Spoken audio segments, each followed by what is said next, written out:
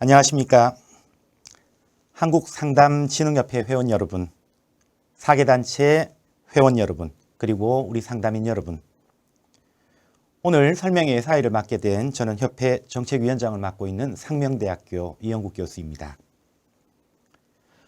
우리 상담진흥협회는 2016년도에 설립된 이래로 여러 상담단체 및 기관들과 연합하여 상담 법제화 추진, 상담의 날 재정 추진, 가습기 살균제 피해자 심리상담 사업 등 대한민국의 상담 진흥을 위해 그동안 노력하여 왔고, 정부와 국회, 국민들에게 심리상담의 필요성과 중요성, 그리고 효과성을 알리기 위해 노력해 왔습니다.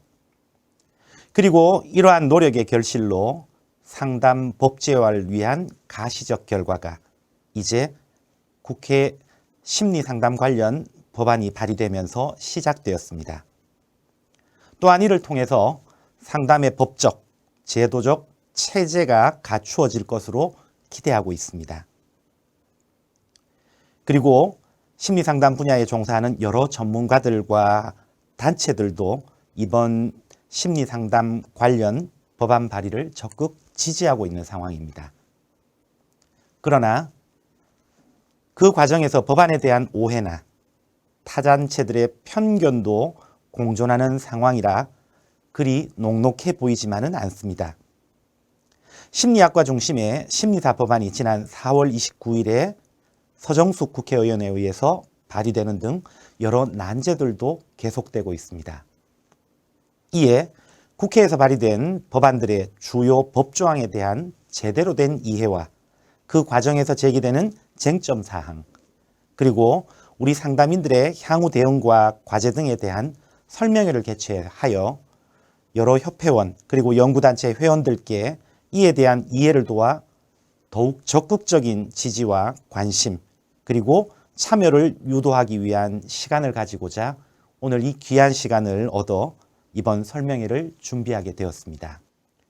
그래서 화면에 보시는 것처럼 여러 전문가 교수님들과 우리 전문 상담인들을 모시고 이와 관련된 우리 이야기들을 오늘 준비하였으니까 짧지 않은 시간이지만 우리 협회원들의 끝까지 경청해 주시는 마음을 기대하도록 하겠습니다.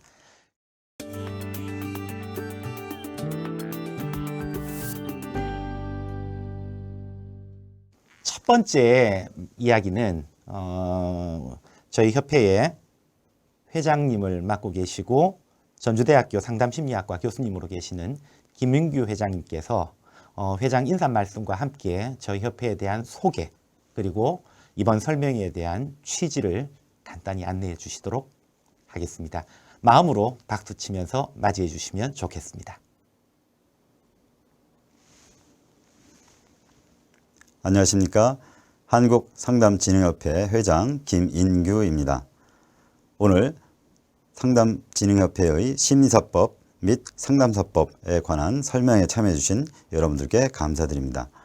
최근 상담사법과 심리사법이 발의되면서 많은 분들이 이 두 법안의 내용과 또 앞으로의 진행 과정에 대해서 많은 관심을 갖고 계십니다. 오늘 한국상담진흥협회 상담사법 설명회에서는 이 두 법안에 대한 논의와 또 앞으로 어떻게 진행될 것인가에 대한 이야기들을 함께하는 시간을 갖겠습니다. 우선 제가 한국상담진흥협회에 대한 소개를 드리도록 하겠습니다. 저희 한국상담진흥협회는 2017년 1월에 법인 등록을 마친 단체입니다. 저희는 4개 연구단체 그리고 여러 일반단체 또 사업주 단체가 함께하고 있습니다. 저희 상담진흥협회는 2013년도에 당시 정신보건법 개정에 대해서 여러 대처가 필요하다는 인식하에서 한국상담학회와 한국상담심리학회가 시작한 협의체 TF에서 시작됐다고 볼 수 있습니다. 저희는 이 한국의 상담과 관련된 여러 가지 현황들을 분석하고 또한 여러 가지 상담에 관한 진흥이 일어날 수 있도록 제도와 법을 개선하고 또 저희 상담사들의 권익을 옹호하기 위한 활동들을 하고 있습니다. 저희의 연구단체 4개 단체와 또한 일반 단체, 사업주 단체들의 명단은 보시는 바와 같습니다. 저희 각 단체의 상세 사항들이 있습니다. 저희가 이 연구단체를 선정을 할 때에 이 연구단체의 규모, 또한 상담과 관련된 전문 자격증의 발행, 그리고 한국연구재단에 등재되어 있는 연구주의 발행 등 상담과 관련된 전문 단체로서의 요건을 갖춘 단체들을 선정해서 저희가 연구단체로 함께 하고 있습니다. 그리고 이런 요건에 아직은 부합하지 못하는 단체들과 함께 또 계속하기 위해서 일반 단체라고 하는 또 단체들을 저희가 함께 하고 있고, 그리고 또한 여러 사업주 단체와 함께 하고 있습니다. 지금 저희가 진행해왔던 여러 사업들에 대해서 간략하게 설명드리도록 하겠습니다. 우선 상담진흥협회는 상담법제화를 추진해 왔습니다. 그래서 국회에서 관련된 여러 가지 공청회를 개최하고자 노력을 했었고, 그 결과 상담과 관련된 권익 보호를 위해서 정신보건법에 정신건강상담사가 들어갈 수 있는 법안을 2번 발의를 한 적이 있었습니다. 그리고 저희가 상담사법에 대한 필요성을 느껴서 계속 여러 가지 활동을 해왔습니다만, 그 가운데 저희가 작년부터 상담사법에 대한 구체적인 진행을 하면서 한국상담학회와 함께 노력을 기울여왔고, 올해 3월에 2개의 법안이 발의가 되게 되었습니다. 그 이후에 여러 가지 노력들을 함께 하고 있는데, 최근 시민사법과 관련된 연구가 한국보건사회연구원에서 진행을 되면서 저희 진흥협회가 한국상담학회와 함께 상담계의 대표로 참여하고 있습니다. 그리고 심의사법이 발의된 이후에 그 심의사법의 내용에 문제를 제기하면서 상담 전공 교수 및 강사들께서 이 법안의 심의사법의 문제점에 대한 반대 성명서를 만들어서 서명을 했는데, 그것을 최근에 관련된 정부기관 국회에 발송을 했습니다. 그리고 한국상담진흥협회는 상담의 날을 운영해 왔습니다. 대국민 상담 홍보 및 상담의 사회적 위상 제고를 위해서 매년 8월 8일을 상담의 날로 지정을 해서 저희가 행사를 해오고 있고, 이것이 일정 정도 진행한 이후에는 저희가 달력에 8월 8일에 상담의 날이 이렇게 명기될 수 있도록 여러 행정적인 노력을 기울일 것입니다. 그리고 저희는 상담 연구 사업을 하고 있습니다. 교육청이나 또는 관련된 여러 정부 기관에서 상담과 관련된 연구를 수행하게 될 때 저희 상담진흥협회가 그 연구를 수주해서 진행한 바가 있습니다. 그리고 또한 가습기 살균제 피해자 상담 사업을 했습니다. 가습기 살균제는 지금도 해결되지 않은 여러 부분들이 있습니다. 그들에 대한 심리 상담이라고 하는 것을 정부에서도 제공할 필요가 있다라고 인식을 해서 그 사업을 저희 진흥협회가 진행해 왔고, 지금은 이 사업을 저희가 하고 있지 않습니다만 대국민 상담 서비스로서 이 사업을 진행했었습니다. 그리고 또한 정신건강 상담사 자격제도를 운영했습니다. 아까 말씀드린 바와 같이 2013년에 당시 정신보건법이 개정되려는 움직임에 저희 상담계가 어떻게 대처해야 될 것인가를 논의하면서 그 대안 중에 하나로서 그 정신보건법 안에 정신보건 전문 요원으로서 정신건강 상담사를 들어갈 수 있게 하자라는 안을 채택을 했고, 그래서 그 안을 추진하는 과정에서 우선 우리 민간단체에서 정신건강 상담사라는 자격을 운영하는 것이 필요하다라는 국회나 관련된 분들의 제안을 들었습니다. 그래서 저희가 이 정신건강 상담사라는 자격을 만들자 해서 자격제도를 시행을 해왔습니다. 예, 관련된 연수를 계속 진행해 왔었습니다. 예, 이상으로 한국상담진흥협회에 대한 소개를 마치도록 하겠습니다. 감사합니다.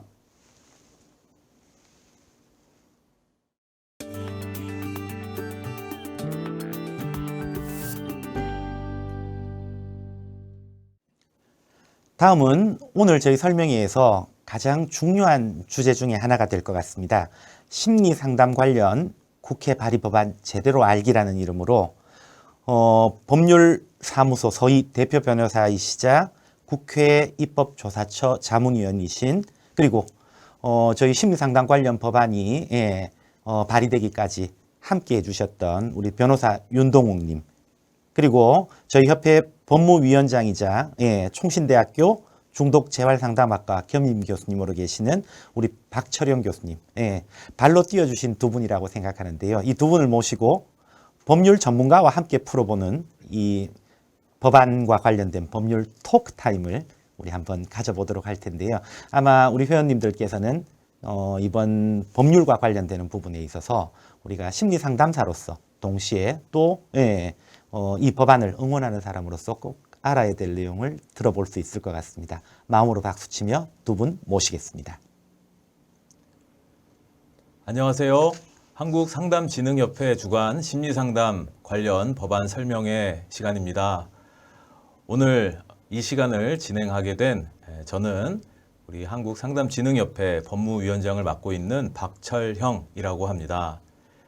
그리고 오늘 특별히 모신 우리 법률 전문가이신 윤동욱 변호사님 소개해 드리겠습니다. 인사 안녕하세요. 나눠주시죠. 네, 안녕하세요. 윤동욱 변호사입니다. 오늘은 우리 윤동욱 변호사님을 모시고 특별히 심리상담 관련 국회 발의 법안, 오늘 3가지 법안이 있는데요. 이걸 제대로 이해해보는 시간을 가져보겠습니다. 그래서 이름하여 법률 전문가와 함께 풀어보는 법률 토크 타임을 가져보도록 하겠습니다. 오늘 여러분 이 법안 이해하는, 설명하는 시간을 통해서 어떤 법이 어떻게 다르고 이름도 비슷하고 해서 많이 혼란스럽고 잘 헷갈려 하시는 분도 많이 계신 걸로 아는데요. 충분한 설명이 되고 또 명확하게 좀 구분이 되는 그러한 설명의 시간이 될 수 있도록 노력하도록 하겠습니다.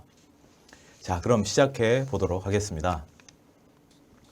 아까 말씀드린 대로 3가지 법안이 현재 국회에 발의되어 있습니다. 제가 이렇게 연한 색으로 두 법안은 같이 이렇게 좀 묶어서 이렇게 표시를 해놨는데요. 3월 달에 발의된 2가지 법안이 있습니다. 심리상담사 법안, 그 다음에 이름이 좀 긴데요. 국민 마음건강 증진 및 심리상담 지원에 관한 법률안, 이렇게 2가지인데요. 이렇게 같이 묶어놓은 이유는요. 이 두 법안에는 법안명에 상담이라는 글자가 들어갑니다. 제가 빨갛게 표시를 해놨는데요. 여러분 이렇게 좀 구별할 수 있는 첫 번째 구별법은 법안 이름에 상담이란 단어가 있느냐 없느냐, 이거 굉장히 중요한 포인트입니다. 그리고 최근에 발의된 4월 말에 발의된 심리사 법안 어때요? 여기는 상담자가 없죠. 심리학회에서 공식적으로 발의했다라고 표명하고 있는 법안입니다. 이 세 법안에 대해서 오늘 함께 살펴보겠습니다. 이름을 좀 긴 2번째 법안은 마음건강 증진 법안이라고 불러서 명명하도록 하겠습니다. 첫 번째 심리상담사 법안, 2번째 마음건강 증진 법안, 그 3번째 심리사 법안, 여긴 상담이 없는 심리학회에서 발의한 법안으로 이해하시면 되겠습니다. 자, 이제 새 법안에 대해서 주요 쟁점, 우리가 좀 구별하고 좀 잘 이해해야 되는 몇 가지 질문들로 함께 이 설명회를 진행해 볼 텐데요. 각 질문에 제가 질문도 드리고 또 개인적으로 조금 더 보충 질문도 드리고 할 텐데 우리 변호사님이 여기에 대해서 명확하고 상세하게 설명을 해 주실 겁니다. 자, 첫 번째, 아까 제가 이 세 법안을 구별할 수 있는 가장 중요한 포인트가 상담이라고 하는 것이 이 용어나 개념이 들어가 있느냐라는 것이었는데요. 심리상담사 법안, 그리고 마음건강증진 법안, 물론 이게 줄여서 이제 상담이 안 보이지만 실은 마음건강증진 및 심리상담 지원에 관한 법률이기 때문에 상담이 들어가죠. 이 두 법안에서 제2조, 각 똑같이 제2조에서 심리상담을 정의하고 있는데 이 심리상담에 대한 정의 크게 다르지 않습니다. 근데 굉장히 중요한 포인트는 상담을 필요로 하는 자 또는 상담 서비스를 받고자 하는 자, 도움이 필요한 자, 즉 우리가 잘 알고 있는 내담자가 존재하는 거고요.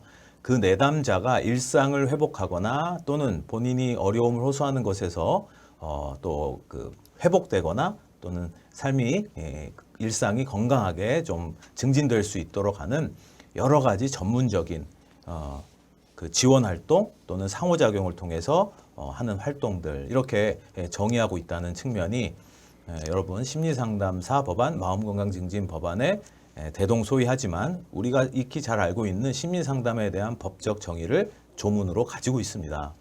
반면에 심리사 법안은 조금 달라요. 내담자에 대한 특별한 정의도 나와 있지 않고요. 그저 심리상담 그리고 특이한 점은 심리치료라고 하는 것을 같은 범주에 넣고 마치 어떤 의료 서비스를 제공하는 형태처럼 즉 문제나 부적응, 고통을 호소하는 문제를 해결하기 위해서 방법을 제시하는 심리학적 행위다 이렇게 제시하고 있어요. 다소 일방적이고 좀 지시적인 마치 우리가 병원 갔을 때 나 어디 아파요 그러면 처방을 받고 어떤 치료를 받는 것 같은 우리가 훈련받고 공부한 일반적인 심리 상담의 어떤 정의와는 사뭇 좀 다른 측면이 있는 것 같은데요. 변호사님께 이렇게 각각 법 조문하에 우리가 이제 교과서로 배우는 게 아니라 법 조항에 들어가 있는 심리 상담에 대한 정의가 이렇게 다른데 법률 전문가로서 어떻게 이 내용을 이해하고 계신지 설명을 좀 부탁드려 보겠습니다. 네, 일단 제가 먼저 결론적인 답변부터 먼저 드린다고 하면은 그 서정숙 의원이 2022년 4월 29일 날 발의한 심리사 법안은 그 최정현 의원이 또는 전봉민 의원이 발의한 심리상담사 법안이라든지 국민 마음건강증진법 이 법안하고는 이제 다르게 심리치료를 심리상담사의 직무에 넣고 있다라는 이제 문제점이 있습니다. 이제 한번 비교를 해본다고 하면은 심리상담사 법안이다 하면은 거기 심리상담에 대한 정의 규정이 어떤 인지 정서 행동적인 어떤 상담 전략으로 대하 이렇게 정의가 되어 있고요. 마음건강증진법안 전봉민 의원 발의안에 대해서도 이제 지원과 원조를 제공한다라고 설명하고 있습니다. 이러한 정의 방식은 일본의 공인심리사 법에서 우리가 따왔다고 볼 수 있는데요. 그런데 지금 서정숙 의원이 발의했던 심리사 법안 같은 경우는 이제 심리 서비스다라고 하면서 거기에서야 이제 심리검사, 심리교육, 심리자문 이런 내용들은 넣은 것은 별 문제가 없다고 보여지는데 거기에 이제 심리상담과 심리치료다라는 이제 항목이 들어가 있습니다. 그러면은 이 심리사법안의 문제점이라고 본다고 하면은 결국은 다시 또 원점으로 돌아갈 수밖에 없습니다. 왜냐하면은 우리가 심리사와 심리상담사가 이제 구별된다라고 이제 주장하는 그 어떤 일부 어떤 학회들이 있는데요. 그럼 심리사와 심리상담사가 무엇을 어떤 다루는 영역에서 구별되냐라고 하면은 너네들은 상담을 해라. 우리는 심리를 한다. 이런 얘기 하는데 결국에는 심리사 법안에서 다루는 것도 본인들의 직역에다가는 심리상담을 넣어놨다라고 하기 때문에 그럼 심리사와 심리상담사가 다른 게 뭐냐고 했을 때 사실 그 아이덴티티 측면에서는 별로 다를 바가 없는데도 본인들은 다르다고 얘기하니 저로서는 참 난감하다 생각이 들고요. 그 다음에 이 심리사 법안의 또 다른 문제점이라고 하면 거의 심리치료, 그러니까 세라피가 들어가 있다는 게 문제입니다. 그 뜻은 이미 이 심리상담사라는 것은 이제 만약 국가 자격이 신설된다라고 하면은요, 그 국가 직무능력 표준 NCS라고 말씀을 드리는데요. 여러분들 홈페이지에 가서 본다고 하면은 그 NCS 홈페이지 가서 이렇게 보면은 거기 7번 항목에 보면 사회복지 종교가 있고요. 네. 그 다음에 이제 6번 항목에 보건의료가 있습니다. 네. 그래서 그 NCS 사회복지 종교 파트에 들어가서 본다고 하면은 이제 중분류에는 상담이 있고요. 그 다음에 소분류에는 심리 상담이 들어가고, 그 다음에 능력단이다라고 해가지고서 거기에 집단 상담, 위기 상담, 심리 상담 교육 이런 것들이 이미 NCS 국가직무능력표준에서는 심리 상담이라는 섹터가 정해져 있고요. 심리 치료는 그 6번에 나와 있는 의료 보건에 들어가 있습니다. 즉 임상심리사가 심리 치료를 한다라고 되어 있기 때문에 사실은 심리사가 지금 나와 있어 주장을 하면서 심리 치료하겠다라고 하면은 종전에 임상심리사의 어떤 직역을 또 침해하는 문제가 있고, 이 심리상담이라는 우리는 그 의료 영역이 아니거든요. 그래서 뭐 국민의 정신건강 이런 표현을 보다는 마음건강이라고 그 일단 법안도 발의가 되어 있습니다. 그렇기 때문에 이미 직역적인 면에서 본다고 하면 국가직무능력표준에서 심리상담이라는 것이 이미 세부 항목으로 다 정해져 있음에도 불구하고 심리치료를 넣었다? 나중에 이거는 이제 의사직역. 지금 여러분들 이제 간호사법 반대하는 그 그 의사분들의 어떤 집단 행동을 보고 계실 거예요. 네. 그래서 그 직업과의 충돌 문제도 발생하기 때문에 상당히 위험하고 문제가 있다 이렇게 생각이 듭니다. 네.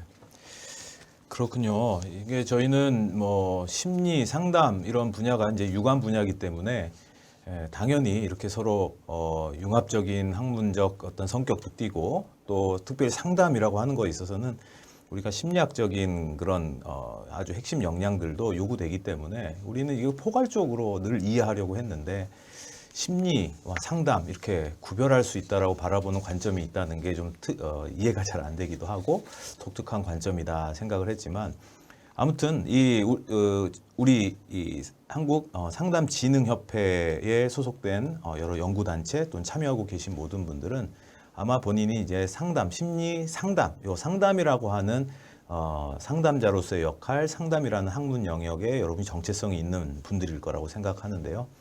그래서 저희는 이 심리상담사법 또는 국민마음건강 증진 및 심리상담 지원에 관한 법률 이렇게 이 두 가지 법안이 아무래도 우리 정체성을 잘 반영하고 있는 법안이 아닌가. 심리상담에 대한 정의나 정체성 측면에서 말이죠. 반면에 심리사법은 이렇게 어떤 비의료적인 사회복지, 종교 뭐 이런 영역에서 국민들의 일상생활의 마음건강 증진이나 일상생활의 회복이나 이런 것들을 지원하는 원조하는 그러한 서비스라고 이해하기보다는 굉장히 의료 영역, 보건 의료 영역에서의 서비스로서 심리상담, 더군다나 심리치료라는 표현까지 법적인 법 조문에 넣고 있기 때문에 의료 영역에서 쉽게 받아들이기 어려운 그런 갈등도 예상된다. 이런 말씀으로 이해가 됐습니다. 자, 감사합니다. 두 번째 질문을 함께 보도록 하겠습니다. 가장 핵심적인 쟁점 사항이 아닐까 싶습니다. 처음에 심리 상담에 대한 법적 정의 또는 뭐 이게 의료 영역이냐 비의료 영역이냐 이런 부분들도 굉장히 중요하고 정체성 측면에서 아주 중요한 부분이었지만 일단 이런 부분이 해결된다 하더라도 뭔가 서로 통합하고 뭔가 잘 어떤 그 심리 상담에 대한 정의를 법적으로나 정체성 학문적으로 잘 이렇게 찾는다 하더라도 결국은 어떤 사람에게 상담사 또는 심리사 자격을 줄 것인가는 그 응시 자격이 가장 중요하고 관심이 많이 가고 또 그 자격을 취득하면 심리 상담 업무를 이제 국가의 어떤 법적 울타리 내에서 독점적으로 다른 사람은 할 수 없는 전문 영역으로 하게 되는 그러한 것이기 때문에 매우 중요한 조항, 법 조항이라고 할 수 있겠습니다. 그런 측면에서 심리상담사법, 마음건강증진법, 심리사법 다 이렇게 각각 10조, 8조 그리고 제5조에서 규정하고 있는데요. 심리상담사법 저희가 이제 먼저 말씀드리고자 하는 거는요. 심리상담사법, 마음건강증진법 이 두 법이 우리 심리상담, 상담 영역의 정체성이나 또 다학제적인 다양한 측면에서 상담이라고 하는 서비스를 제공하는 그런 다양한 전공 분야가 모여 있다는 측면에서 이 법이 그래도 우리의 정체성을 잘 반영하고 있다라고 지지하는 법이긴 하지만 그럼에도 불구하고 각각의 법이 모든 어떤 상담 영역을 잘 담고 있다든지 우리가 전혀 수정 의견이 없는 그러한 법일 수는 없겠죠. 앞으로 좋은 법이 만들어질 수 있기를 기대합니다만은 그래도 저희가 약간 비판적인 또 수정이나 삭제가 필요하겠다라는 의견도 일부 가질 수 있는 그런 조항도 있기 마련입니다. 그런 측면에서 심리상담사 법안의 제10조 1항에서는 학부 수준 또는 대학원 수준에서 심리 또는 상담을 전공한 사람들. 근데 어떻게 그것을 구별하느냐? 과목을 이수하고 졸업한. 그래서 내가 전공한 그 학위 명의 그 판단 기준이 된다기보다는 나중에 대통령령에서 즉 시행령에서 정해야 되겠지만 구체적인 그런 어떤 과목들을 들어야 한다 또는 그 듣는 것을 요 해당 조항에 적용되는 것으로 인정한다 이런 것들이 생기겠죠. 그래서 학부 또는 대학원에서 과목을 이수한 그리고 졸업한 경우에 응시 자격이 주어지는 겁니다. 여러분 응시 자격이라고 하는 거는 최소한 이 시험을 볼 수 있는 기준이라는 것이지 저걸 갖추면 자격증을 준다는 의미가 아닌 것은 여러분 너무 당연히 아시겠죠? 응시 자격입니다. 그래서 어떤 사람들은 대학교 나와서 바로 심리상담사가 되는 거냐? 아닙니다. 응시 자격이 주어진다는 것입니다. 아시겠죠? 근데 두 번째 5조, 10조 2호에 나와 있는 부분은 저희가 좀 수정 또는 삭제가 필요하다는 의견을 가지지 않을 수 없는 항목입니다. 어떻게 되어 있냐면요. 학력이나 전공 이런 것들이 명시되어 있지 않고 대통령령으로 정하는 심리상담 관련 그 영역에서 현장에서 시설에서 5년 이상 그 경력을 가지면 응시할 수 있도록 되어 있습니다. 물론 응시 자격이기 때문에 뭐 저 경력만 있으면 무조건 자격증을 취득하는 건 물론 아닙니다만은 그래도 우리가 어느 정도 국민들의 마음 건강을 돌보기 위해서는 과목도 필수 핵심 과목들도 이수하고 어떤 정규 학위 과정을 학부가 됐던 대학원에서 됐던 반드시 이수해야 된다라는 어떤 최소 기준 이런 설정은 필요해 보여서 저 2호의 내용은 뭔가 수정이 필요하거나 아니면 삭제가 되어야 되는 조항이 아닌가 그런 의견을 가지고 있습니다. 반면에 마음건강증진법 8조에 있는 응시 자격은 대학원을 마친 자, 뭐 비슷합니다. 과목을 이제 과목을 이수하고 졸업한 자. 2호에서는 대학에서 학부 수준의 자격도 인정하지만 여기서는 대학원보다는 낮은 수준의 학력 수준이라고 판단해서 그런지 여기에는 그러니까 대학원은 졸업, 학부는 졸업 플러스 3년 이상의 경력을 요구하는 방식으로 응시 그 자격을 규정하고 있습니다. 자, 마지막으로 변호사님 의견 듣기 전에 심리사 법안은 짧게 설명해 보겠습니다. 이 심리사 법안은요, 여러분 학사만 나와서는 응시 자격이 없습니다. 학사, 석사까지 나와야 됩니다. 학사와 석사 모두 심리 관련 전공해야 합니다. 심리 관련 과목 이수를 한 학사, 석사여야 합니다. 그럼 시험 볼 수 있느냐? 아닙니다. 졸업 후 2년 이상 수련을 받아야 됩니다. 그런데 법에 참 특이하게도 기본법임에도 불구하고 시간을 구체적으로 명시하고 있어요. 이걸 나중에 필요에 의해서 개정하려면 또 어떻게 하려고 하는지 모르지만 아무튼 2년 이상 3,000시간 이상의 실무 수련을 요구하고 있습니다. 이것은 이 법이 이런 내용이 너무 전문적인 어떤 상담사를 양성하고 자격증을 부여하는데 필요한 수련이다 여부를 비판하는 게 아니고요. 많은 수련을 우리가 요구할 수 있습니다. 하지만 이거는 기존 다른 의사, 변호사, 회계사 뭐 등등 우리가 기존에 잘 알고 있는 전문 자격에 비하더라도 지나치게 과도한 응시 기회를 제한하는 그러한 조항이 아닐까라고 보여지는 것입니다. 그리고 요 내용들은요, 2년 3,000시간 또는 학사가 심리학 관련 과목 이수한 학사가 아니면 석사와 박사를 졸업하고 1년 이상 1,000시간 이렇게 요구하고 있다는 것이죠. 이거는 도대체 이 기준이 어디서 나왔을까 좀 찾아봤더니요. 이거는 한국심리학회 산하 임상심리학회에서 임상심리 전문가라고 하는 민간 자격을 부여할 때 요건으로 삼는 것과 거의 유사한 것을 확인할 수 있었습니다. 즉 심리사 법안에서 응시 자격은 보편적으로 국민들에게 심리 상담 서비스를 제공하는 전문가를 최소 응시 자격을 규정하는 조항이라기보다는 마치 임상심리사의 기존에 있는 민간 자격 기준을 그대로 적용한 것이 아닌가 하는 생각이 들 정도로 지나치게 과도하다라는 해석이 가능할 것 같은데요. 이거는 법률 전문가가 아닌 저나 일반 상담 영역에서 관심 있는 분들의 의견인 것 같고요. 우리 변호사님께서는 제가 여러분과 논의드린 이 내용에 대해서 어떻게 생각하시는지 말씀을 좀 청해 들어보겠습니다.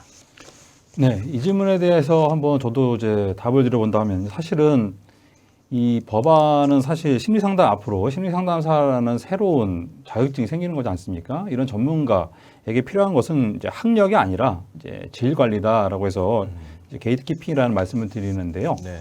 일단 심리상담사 법안하고 그다음에 마음건강증진 법안, 심리사 법안 이야기는 이제 교수님께서 다 설명해 주신 바 같습니다만 제가 처음에 이제 이 두 학회에서 처음에 이 심리상담사라는 이 법을 용역을 받아주고서 법안을 처음에 만들 때가 2020년, 그러니까 지금으로부터 한 2년 전 이야기인데요.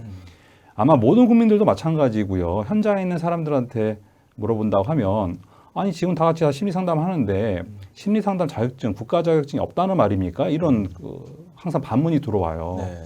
당연히 그게 있을 줄 알았는데 국가 자격증이 없다라는 것이었고 그로 인해서 이제 피해는 일반 국민들한테 돌아가기 때문에 이것을 향후에 방지하지 않아서 이제 심리상담사 법안을 만들어서 이제 제가 과제로 제출한 바가 있습니다. 네. 사실은 이게 갖고 있는 역사적 의미가 상당합니다. 여러분들은 현재 이 동영상을 시청하고 계시는 분들은 이미 어떤 심리상담의 어떤 직역, 어떤 민간 자격증이라든지 직역 분야에서 아마 일을 하시고 있다거나 상당한 이해관계를 가지고 있는 분들이라고 저는 이해합니다. 네. 그렇다면 이제 앞으로 여러분들의 후배가 심리상담사가 되고자 할 때 그 자격 기준을 어떻게 만들 것인가는 매우 중요합니다. 그리고 실제 이렇게 단일 법전으로 해서 자격 법안이 올라가는 경우는 흔치가 않아요. 네. 단적으로 말해서 저 같은 경우 변호사만 보더라도 지금 변호사 같은 경우 사법시험이 폐지가 됐지만 현재 로스쿨 체제에서는 법학과 어느 학과라든지 졸업한 다음에 로스쿨을 가서 3년을 마치면 변호사 시험에 응시 자격이 주어집니다. 네. 예를 들어서 공인회사 같은 경우도 굳이 뭐 경영학과, 회계학과 안 나오더라도 일정 자기가 그 수준을 통과하게 되면은 CPA 시험 합격하거든요. 네. 근데 여기 나와 있듯이 그 첫 번째 얘기했던 그 최종현 의원이 발의했던 안 같은 경우에 대해서는 좀 문제점이 있다고 생각하는 게 심리상담 관련 시설에서 막 5년 이상 근무하게 되면은 자격을 준다. 이 부분은 너무 낮췄다라는 그런 비판이 가능하고요. 그 다음에 이 전봉미 의원이 발의했던 이 안 같은 경우는 지금 한국심리학회가 주장하는 석사 졸업 후 3,000시간이다 라고 하는데 예를 들어서 이 주장은 법학과 졸업을 한 사람, 그 다음에 법학과 석사, 그 다음에 또 수련 이렇게 나간다는 얘기인데 이건 또 너무 좁힌다라는 생각이 들어요. 과연 이런 학력 기준으로 했을 때 앞으로 여러분들이 후배가 되는 심리상담사라는 그 전문 어떤 이 직역이 과연 국민의 어떤 마음건강을 책임지는 사람이 될 수 있을 것인가. 물론 그 기준을 너무 낮춰도 문제고 너무 높여도 저는 문제라고 생각합니다. 네.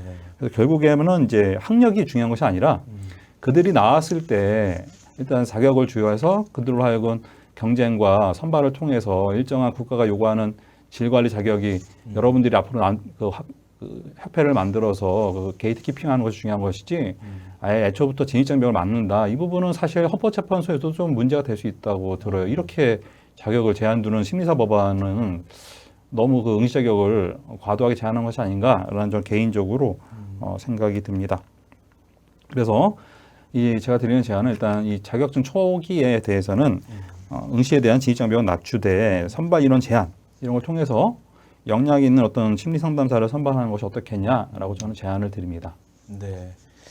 그러니까 우리 변호사님 말씀처럼 너무 응시 자격을 바로 뭐 조건 갖추면 주는 건 아니지만 뭐 시험이라는 제도도 이 법에 각각 법에 다 규정돼 있기 때문에 시험을 거쳐서 또는 시험도 단순히 필기 시험뿐만 아니라 1차, 2차로 되어 있는 걸로 법에 규정돼 있는 걸 오늘 소개해드리진 않았지만 봤을 때 뭐 1차는 뭐 필기 시험, 그러니까 주로 이론에 대한 필기 시험이라면 2차는 실무에 관련된 구술이나 뭐 면접과 같은 그러한 시험도 될 수 있겠죠. 이런 것들은 이제 나중에 구체적으로 정해지겠습니다만은 아무튼 질 관리가 중요하다. 저는 너무나 동의가 되고요. 여러분들도 지금 정말 내가 뭐 박사 졸업했다고 최고의 상담사가 되는 건 아니라는 걸 너무 잘 아시지 않습니까? 얼마나 제대로 수련받고 또 많은 경험을 했느냐. 이것이 너무나도 중요할 텐데 그래서 그러면 응시 자격을 낮추면 아무나 되는 거냐? 그런 측면에서 지금 이 화면에도 써주셨는데 변호사님이 변호사가 되는 시험에서도 선발 인원을 좀 제한을 둔다고 하더라고요. 과거에는 뭐 700명, 1000명, 뭐 1500명 이런 식으로 조금씩 늘려왔거나 조정은 해왔지만 그렇기 때문에 아무리 응시 자격을 뭐 어느 정도 이렇게 낮아 보인다 하더라도 최소한 응시 자격을 갖추면 시험은 볼 수 있고 하지만 그 전문 영역의 자격을 취득할 수 있는 인원은 제한되어 있기 때문에 아주 열심히 공부한 사람 또 잘 훈련된 사람만이 자격을 취득할 수 있는 질 관리가 될 수 있는 그런 프로세스는 얼마든지 이후에 그런 제도를 만들 수 있다라는 것을 우리가 이해하면 좋겠습니다. 그래서 너무 낮은 심리상담 관련 시설에서 5년 경력만 가지고 시험을 보는 거는 아무리 응시 기준이 지나치게 높아서는 안 된다고 하지만 또 너무 낮은 것도 문제다라는 지점에 대해서 좀 우리가 수정 의견을 한번 표현해 드렸고요. 심리사 법안은 지나치게 과도하다. 게다가 특정 임상 심리사라고 하는 특정 자격 영역에 이렇게 좀 모델링을 하고 있는 자격제도가 아닌가 싶어서 우리가 그 부분을 함께 비교해서 설명해 보았습니다. 자, 세 번째는 요거는 조금 짧게 하겠습니다. 궁금증을 일단 해결해 드리면요. 요 법안을 뉴스나 또는 뭐 주변에 어떤 그런 의견이나 이런 것들을 통해 접한 분들은 최근에 심리 상담사법 뭐 이런 게 발의됐는데 우리는 지금 상담사가 되려면 민간 자격을 취득할 때도 엄청난 수련 요건을 갖추고 해야 돼서 돈과 시간과 에너지를 들이며 상담사 자격을 취득하려고 애써 왔는데 아니 국가 법에 의해서 자격이 생기는데 수련도 없이 아무런 그런 수련 요건도 없이 그냥 시험만 합격하면 아무나 취득할 수 있는 자격이래라고 하는 유언비어 또는 가짜 뉴스들이 상당히 이렇게 전파되었던 것으로 제가 알고 굉장히 안타까웠습니다. 하지만 그도 그럴 만한 것이 법 조항을 살펴보니까 좀 우리가 익숙하지 않은 방식으로 설계가 돼 있더라고요. 그런데 법을 만드는 분들 입장에서는 이게 오히려 익숙한 패턴이었던 것 같습니다. 간단히 설명드리면요. 심리상담사법, 마음건강증진법, 또 심리사법 모두 자격 취득 후에 수련 요건을 가지고 있습니다. 심리사법은 잠시 후에 한번 설명드리도록 하고요. 심리상담사법, 마음건강증진법, 즉 우리 심리상담 영역의 전문가들 또는 단체들이 그 방향성에 대해서 지지하고 있는 이 두 법안은 수련을 요구하지 않는 게 아니고 자격을 취득한 이후에 이것을 내가 업으로 하기 위해서는 보건복지부 장관에게 등록하거나 하는 절차가 꼭 필요한데 그러기 위해서는 반드시 수련을 거쳐야 된다. 적절한 비유가 아닐 수 있겠습니다만은 너무 쉽게 비유하는 것일 수 있겠습니다만은 여러분 운전면허증을 땄다고 해서 바로 택시를 운전하거나 뭐 이렇게 그걸 업으로 할 수 있는 건 아니지 않습니까? 경력을 쌓아야죠. 그리고 뭐 무사고 경력이라든지 적절한 조건을 갖추어야만 그걸 업으로 할 수 있듯이 심리상담사 자격을 취득했는데 이걸 업으로 하겠다라고 한다면 반드시 어떤 수련을 받도록 그 구체적인 수련 요건에 대해서는 이 법이 통과된 이후에 대통령령으로 정하도록 규정되어 있는 조항이 심리사법안에는 제35조에 마음건강증진법안에는 제24조에 쓰여져 있습니다. 근데 우리가 왜 수련이 없는 것으로 오해하고 있었냐? 여기에는 실무교육이란 표현으로 두 법안 다 용어가 그렇게 쓰여져 있었던 것 그래서 그런 오해가 있었던 것 같습니다. 그래서 저희는 가능하면 이게 수정할 수만 있다면 저희가 그런 요구를 하거나 요청할 수 있다면 의견을 낼 수 있다면 명확하게 실무 수련 교육이라기보다는 수련이라는 용어로 수정이 필요하겠다라는 그런 입장을 우리가 가지고 있으면 좋을 것 같습니다. 반면에 심리사법도 자격 취득 이후에 업으로 하기 전에 수련을 또 받게 되어 있는데요. 근데 이거는 아까 응시 자격이 지나치게 높고 과도하다 이런 말씀을 드렸는데 그 중에 하나가 석사, 박사 이렇게 굉장히 고학력을 요구하는 것도 있지만 거기에 2년 이상의 3,000시간을 응시 자격부터 요구하고 있었거든요. 그런데 이만큼 수련을 받고 자격을 취득했다 하더라도 또 수련을 받아야 됩니다. 물론 자세한 내용은 이것도 시행령으로 정하게 되어 있지만 말이죠. 그러면 자격 취득 전에도 수련을 요구하고 후에도 수련을 요구한다. 중복으로 수련을 조항에서는 정의하고 있는 것 같은데 약간 이게 잘못된 건가? 정말 어떤 의도로 이렇게 한 건가? 궁금해졌습니다. 제가 말씀드린 내용에 대해서 우리 변호사님 설명을 좀 들어보도록 하겠습니다. 네, 이 세 법안 일단 그 모두 보면은 예를 들어서 이제 우리가 이 심리상담사라는 자격을 이제 론칭을 하게 되면은 협회가 꾸려집니다. 그래서 세 법안 모두 예를 들어 심리사 같은 경우는 심리사 협회가 되겠고 나머지는 심리상담사 협회가 되겠죠. 그래서 이 심리상담사 협회를 통한 실무 교육을 예상하고 있다라고 일단 설명을 드리고요. 그 세 법안에 대한 비교는 제가 표로 정리해 놨습니다. 그래서 심리상담사 법안은 실무 교육을 받아야 된다. 그다음에 마음건강증진 법안도 교육을 받아야 한다. 근데 심리사 법안은 실무 수련을 마쳐야 된다. 이렇게 돼 있죠. 사실 이것에 대한 저희가 본다고 하면 예컨대 공인회계사법이라는 게 있습니다. 그 거기에 보면은 7조로 보면 CPA 자격 있는 자가 이제 직무를 행하고자 할 때 이럴 때 어떻게 합니까? 1년 이상의 실무 수습을 받아라 했으니까 실무 교육, 실무 수련, 뭐 실무 수습 이런 식으로 약간씩 법마다 표현이 다르지만 결국에는 정말 자기가 전문가로서 국민의 마음 건강을 책임져서 시장에서 또는 실제 필드에서 본인이 전문가로서 역할을 담당하려면은 이분에 대해서는 반드시 실무 수습을 받아야 되는구나. 또 특이한 점은 뒤에서 보듯이 공인중개사법은 1년 이상이잖아요. 네. 그러니까 2년, 3년 받아도 되는 겁니다. 예. 그래서 제가 그 예를 가져와 봤는데 이렇게 보도자료라든지 보면은 나와 있지요. 예컨대 2년 전 기사에서 이제 금융위원회인데 아까 금융위원회 실무수습 아까 교육제도의 개선 방안을 마련했다라는 기사도 우리가 이제 확인할 수가 있고 네. 거기에 되면 자격제도 심의위원회라는 게 만들어지니까 심리상담사도 마찬가지로 협회 이런 심의위원회가 보건복지부라든지 그 담당 그 교수님이라든지 전문가들을 통해서 꾸려져서 이제 만들 텐데 그 내용을 본다고 하면은 실제 보게 되면은 합격 후에 네. 회가 실시하는 실무 연수 관련해 가지고 이렇게 보도자료 나온 것들을 우리가 확인할 수 있어요. 거기 보면 2년으로 1년 이상이기 때문에 보니까 우리는 더 교육을 시켜야 돼라고 하면 2년을 할 수도 있는 거예요. 네. 그래서 그 내용 같은 경우도 이제 교육연수제도에서 이제 개요를 살펴보게 되면은 기본 실무는 1년, 외부 감사 또 1년. 그래가지고서 1년 받으면은 등록 개업을 할 수 있지만 이제 우리가 상장법인에 대해서 회계법인 감사는 또 못해 이런 식으로 이제 놓으면서 이제 화폐에서 이제 핸들링이 가능하거든요. 네. 따라서 이 법은 뭐 자격증도 엉망이고 합격하면은 뭐 거의 뭐 무자격자한테 뭐 돌팔이한테 맡긴다 이렇게 얘기하는 것은 그 적절치 않은 비판입니다. 네. 그렇게 운영하는 전문가 자격 집단은 없고요. 일정한 실무 소속 요건을 거친 다음에 협회에서 인정한 기준을 통과한 사람들 그 사람이 이제 등록을 해서 업을 비즈니스를 하도록 되어 있습니다. 네. 네, 감사합니다.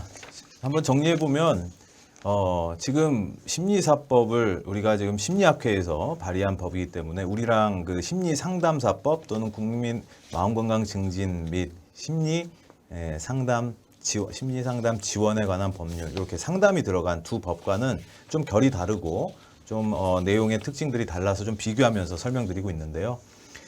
여기에서는 공통점이 있네요. 다 용어는 조금 다르지만 자격 취득 이후에 업을 그러니까는 이걸 내가 가지고 실제 상담을 하거나 심리 서비스를 제공하기 전에 반드시 실무 수련 또는 실무 교육 이렇게 다른 용어지만 우리가 익숙한 표현으로 하자면 상담 현장에서 수련을 받고 그 수련 요건을 충족해야만 등록 내 자격증은 있지만 이 자격을 등록해서 업으로 할 수 있게 된다라는 규정 조항이었다는 것을 말씀드립니다. 자. 마지막 네 번째 질문을 우리 변호사님께 드리면서 오늘 설명회를 마무리해 보면 좋을 것 같습니다. 이 밖에 뭐 많은 주제들이 있겠습니다만은 이 네 번째 요 질문도 우리 한국 상담진흥협회에 소속되어 있는 여러 단체들 또 여러 전문가분들이 궁금해하는 내용입니다. 왜냐하면 거의 요즘은 민간 자격제도로 운영되어 왔기 때문에 요즘 이런 법이 발의된 시점에서 그럼 우리가 정말 열심히 또 아주 고도로 숙련된 전문가를 배출하기 위한 자격제도를 운영해 왔는데 이런 민간 자격은 어떻게 되는 것이냐. 또 우리가 현존하는 그래도 상담 분야에 관련된 국가 자격은 뭐 예를 들면 청소년 상담사라든지 또 산업인력관리공단에서 시행하는 뭐 임상심리사라든지 또 자격 이제 정신건강복지법에서 정의하고 있는 예를 들면 뭐 정신건강 증진요원 대표적으로 정신건강 임상심리사라든지 이런 것들은 국가 자격이죠. 국민의 마음 건강 또는 국민 중에 정신질환자들을 또는 이런 정신장애를 앓고 있는 분들을 지원하는 상담하는 그런 역할을 해오신 어떻게 보면 법적 근거를 가진 자격들이 운영되어 왔다는 것입니다. 그래서 여러분이 청소년 상담사 자격을 가지고 있는데 그럼 이 청소년 상담사는 어떻게 되는 거지? 아니면 내가 가지고 있는 이 민간 자격 어렵게 열심히 훈련 받아 땄는데 그럼 어떻게 되는 거지? 당연히 관심이 많이 있으시겠죠. 심리상담사 법안에서는 크게 두 가지 부칙을 가지고 경과 규정을 또는 경과 규정이라는 표현보다는 여기서는 심리상담사 자격 취득에 관한 특례다라고 해서 규정하고 있습니다. 일종의 심리상담사 시험을 응시해서 어떤 절차대로 자격을 취득하는 것이 아니라 이 부칙은 한시적으로 법이 시행된 이후에 이 자격을 가진 사람이 시행 직후에는 아무도 없을 수밖에 없지 아무도 없지 않겠습니까? 그렇기 때문에 이 법에 정의한 자격을 부여하는 것이죠. 자격증을 발급해 주는 것이죠. 그런 대상들을 규정하고 있는 것인데 큰 틀에서는 청소년 상담사 등 그 대표적인 게 청소년 기본법, 정신건강복지법 이렇게 두 가지는 명시되어 있고요. 그 밖에 다른 법령에서 심리 또는 상담 관련 자격이 있는 것, 즉 국가 자격이 있는 경우에는 심리 상담사 자격을 발급해 준다. 단 1년 안에 신청해야 하는 경우에라는 그런 기간은 신청 기간은 정해져 있습니다. 두 번째 민간 자격은요. 이거는 보건복지부가 인정하는 자격을 갖춘 사람이다라고 되어 있어서 이건 아마도 나중에 어떤 자격들을 인정해 줄지에 대한 가능성이 좀 열려 있는 영역인 것 같습니다. 그래서 여러분 제대로 훈련받고 상담 자격을 취득한 우리 상담진흥협회에 소속된 분들께서는 여기에 다 포함될 수 있도록 우리가 계속 주장도 하고 이 법제화 과정에 관심을 많이 가지고 계셔야 될 것 같고요. 두 번째로 한 장 넘겨주시면 두 번째로 마음건강증진 법안에는 여기는 이제 학력사항과 수련 요건으로 이렇게 정해놨더라고요.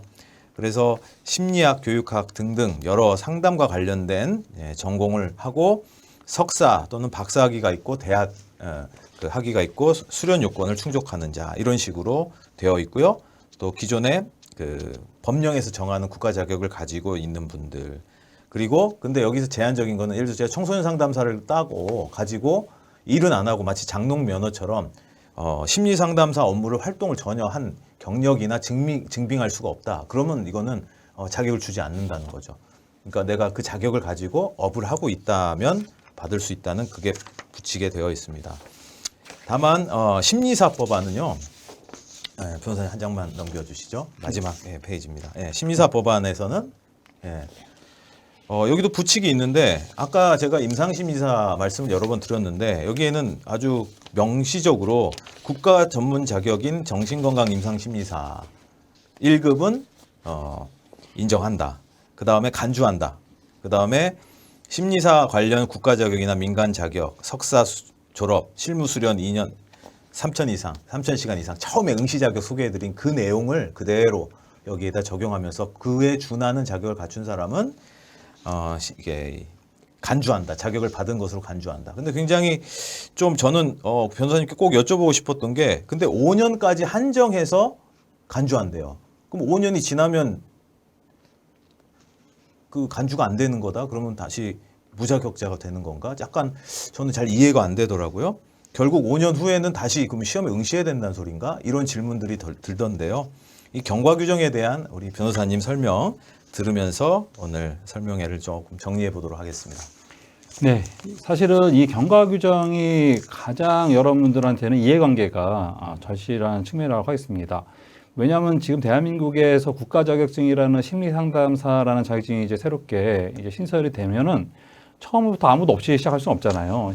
그러니까 기존에 있는 분들에 대해서는 어느 정도의 경과 규정을 통해서 이제 그분들을 심리 상담사 영역으로 이제 들어와서 진입시킨 다음에 그들을 통해서도 심리 상담사 협회를 만들어야 되는 것이고 처음에 발주를 시키는 부분이기 때문에 이 부분이 상당히 중요하고 현장에서 이제 심리 상담 분야에서 일하고 있는 분들한테 어디까지는 주고 어디까지는 이제 안 줄 것인가 이것이 상당히 이해관계가 첨예한 진영이라고 하겠습니다. 그 법안을 살펴본다고 하면 지금 교수님께서 잘 설명하셨듯이 심리상담사 법안하고 그다음에 마음건강증진 법안에 대해서는 신청을 통해서 발급하도록 되어 있습니다. 따라서 근데 심리상담사 법안의 특징은 민간 자격증에 대해서도 이제 신청하면 주는데 이제 그 민간 자격증의 범위에 대해서는 향후에 이제 부칙을 통한 대통령령에서 정한다라고 되어 있고요.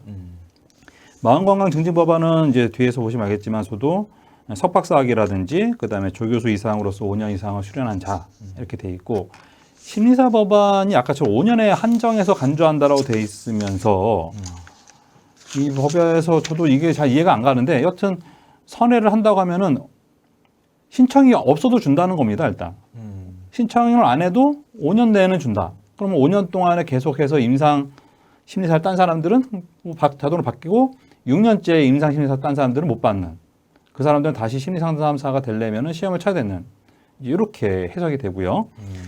그 다음에 그 심리사 법안의 부칙 제2조 1항의 제2호를 보면 국가 자격, 민간 자격을 일단 취득해야 됩니다.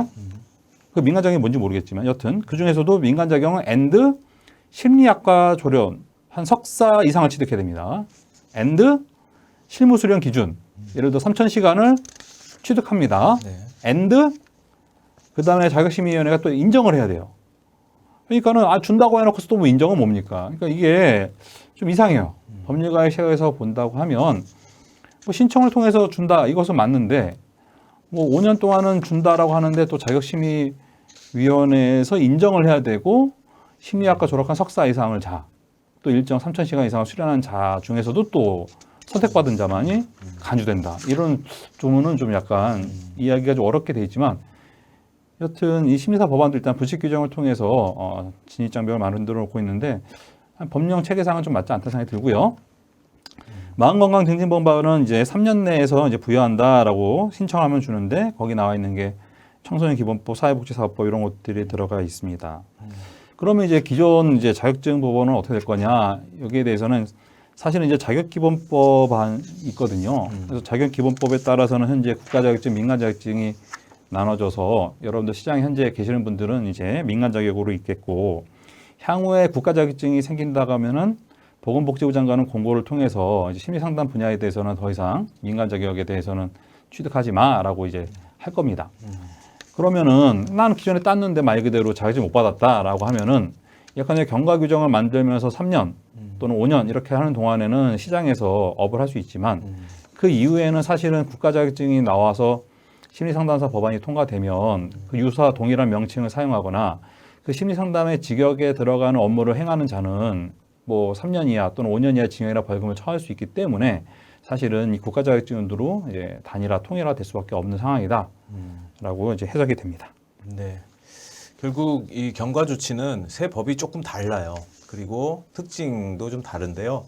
이거는 어느 한 법의 방식을 채택하게 되거나 또는 이것이 좀 잘 서로 뭐 이렇게 가장 합리적인 방식으로 이렇게 좀 병합해서 통합이 되거나 할지는 저희는 알 수는 없습니다. 이거는 통과가 돼 봐야 아는 거겠지만 그래도 중요한 거는 기존에 이미 형성되어 있는 민간 자격 중에서도 좋은 자격들, 그러니까 수련 요건이 학력사항이나 이런 것들은 보통 공통적인 경우가 많지만 어떻게 상담사의 전문성을 잘 검증한 자격증인가라는 측면에서 서로 좀 특성이나 차이가 있다 하더라도 그런 사람들이 소외되거나 이 법에 의해서 박탈되지 않고 이 법이 시행된다고 했을 때 업을 잃지 않고 해야 되지 않겠습니까? 법이 국민들을 보호하는데 우리 상담사들도 국민의 한 사람으로서 법이 시행됨으로써 내가 정당하고 전문적이고 잘 훈련받은 상담사로서 민간 자격을 가지고 업을 해왔는데 법이 생겨서 업이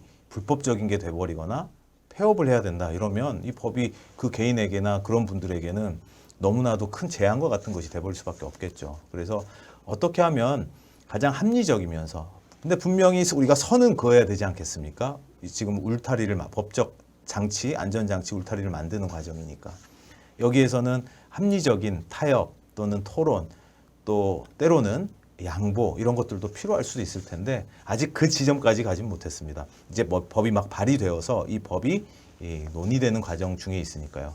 그러니까 여러분들이 이 법에 대해서 무관심할 게 아니라 잘 관심을 가지시고 지지할 건 확실히 지지하시고 아닌 것 같다라고 하는 것에는 여러 가지 의견도 내주시고 이렇게 하시면 좋겠습니다. 자, 우리 한국상담진흥협회는 이 심리상담 관련 법안에 지속적인 관심을 가지고 이후에도 필요하다면 다양한 또 프로그램들이나 다양한 또 이렇게 만날 수 있는 기회들을 만들어 가보려고 합니다. 계속해서 관심 많이 가져주시고 이 설명의 내용에도 여러분 내용을 통해서 여러분 법에 대한 이해가 조금이라도 증진되셨기를 간절히 바랍니다. 자, 오늘 귀한 시간 내주신 우리 윤동욱 변호사님 다시 한번 깊이 감사드리고요. 시청하신 여러분 모두에게도 감사의 마음을 전합니다. 여기서 마치겠습니다. 네.